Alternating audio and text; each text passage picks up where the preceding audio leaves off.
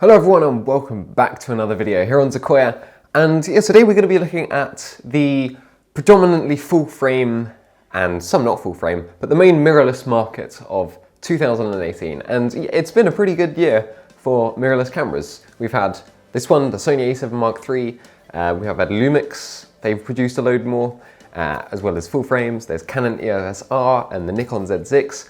But in this video, I'm going to be talking about why I think the Sony A7 Mark III is still, by a fair distance, the best one out of everything that's been released so far this year. And yes, I will be looking at this mostly from a video perspective, as that's what I do, that's what I know more about. So yeah, that's what I'm going to be looking at. And I'm also going to be sort of having a viewpoint as from more of a quantitative point of view.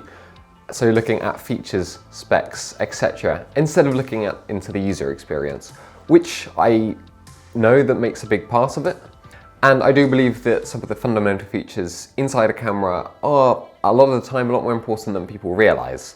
So yeah, in this video I'm going to be going through a few of those and sort of comparing the three main cameras, the Sony A7 Mark III, the Canon EOS R, and the Nikon Z6. And I will also be mentioning some of Panasonic's cameras. So before I do start, if you do enjoy this video, please, as always, hit the like button and subscribe to the channel for more videos. And so let's take a look at the three cameras. And so reason number one why I think the Sony A7 Mark III is the best out of all of them that has been released this year, at this price range, I do want to specify. But yeah, number one is that it has two card slots. Now the problem I have with some of the others is that they only have one card slot. And now I admit this isn't the end of the world, but for me personally in the work I do, it does play a big part and really does help with my workflow. And so the way I have this thing set up is that for some occasions I have one being the main storage and the other being a backup. And on other occasions I'll have one photo and one video. That's what I do it most of the time. But I do find that, yeah, it's just nice to have that extra bit of storage, that extra bit of security, and that extra bit of ease of management of your files. And yeah, that stuff you won't be able to get with some of the others which only have one SD card slot. So for me, it's personally a big deal, but obviously you're the one to evaluate that when you're thinking of buying a camera. But it is one thing to consider. I do think that's quite important, and that puts the A7 Mark III just one incremental step ahead of the others. And at number two, we have in-body image stabilization. Now, I absolutely love IBIS just as a concept. I think it's just really cool. So basically how it works is most of the time in the past you've had the lenses which have had stabilization built in to the glass. But now, especially in the mirrorless market, the cameras are having the stabilization inside the body, and sometimes as well as having it on the lens. Basically this means whatever lens you put on, whether it's a native or from another company, is that your footage will always be stabilized. And I know, and I presume most people will know what it's like not having any kind of image stabilization, and it's really difficult. You pretty much have to use a gimbal for everything. But it's nice when you have IBIS that some of the footage you get using handheld shots are actually usable, which is one thing that's quite important. And so most of the GH5 range have this in their cameras, which is good. The Sony A7 Mark III of course does, and the Z6 does. However, the Canon EOS R doesn't have this feature. And yeah, so that's why I'd sort of push that further backwards than the others.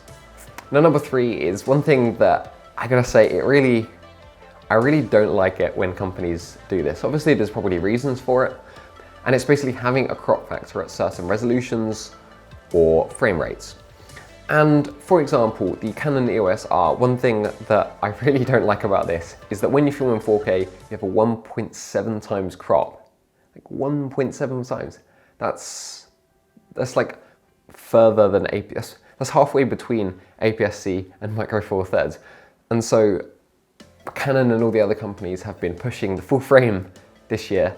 And so it's sort of strange to see that, yeah, they're having a full frame, but when you want to record in the best possible quality, you're having to have a big crop factor, which to me, it just makes no sense. But yeah, the Sony and the Nikon only really have this at different frame rates, like 30 FPS instead of 24 when shooting at 4K. And some of the Panasonic ones do have this at 4K. But there are reasons why I think Sony isn't the best, and this comes around to bit depth. So basically, the Sony a7 Mark III records 4K at 8-bit. The EOS R and the Z6 both record at 10-bit. I think the GH5 might even record at 12-bit, or it might just be 10-bit. I can't quite remember on that one. But yeah, the Sony out of the lot has the lowest bit depth out of all of them. But obviously, having said that, it is nice, and it's a drawback of the a7 Mark III that it only records in 8-bit depth instead of 10-bit. But yeah, that's just one of the points to bear in mind. And overall, to summarize, I do think these cameras are pretty much around a very similar price point, around £2,000 or $2,000, which is quite a lot of money, but what you're getting in 2018 is incredible for the price you're paying. And that's honestly why I think the Sony a7 Mark III is the best out of all of them. I just feel like you have to make the least amount of compromises when it comes to crop factor, SD cards, image stabilization. Everything just works perfectly. The colors I find are really good. The autofocus on all of them are amazing. Obviously this is hard to quantify, so I've left that out for this video. But I do think it is fair to say that Canon and Nikon are having to play a little bit of catch up when it comes to the mirrorless full frame market, as Sony have been doing this for quite a few years. Obviously we're on the 3rd generation of their a7 range now, so they've had quite a lot of time to build up their product range. And yeah, they have a nice set of lenses which Canon and Nikon still have to develop over time. But obviously this will take maybe a few years until they gain significant market share, which I think they will. I think Canon and Nikon will be able to up their game. Overall, I'd say I've always preferred Sony imaging as a company rather Canon especially. I've never liked the Canon. Sony were always the ones sort of innovating in the camera market, and Canons are the ones sort of laying back. They're like, yeah, everyone loves our cameras, they'll buy them anyway. But now I think they're finally realizing that Sony actually do make a lot of the time better cameras. So yeah, I do expect Canon to sort of be playing a bit of catch up now they've realized that they're not the best in the market anymore, in my opinion. So I do hope you enjoyed this video. If you did, please, as always, hit that like button and subscribe to the channel. So I'll see you guys in the next one. Goodbye.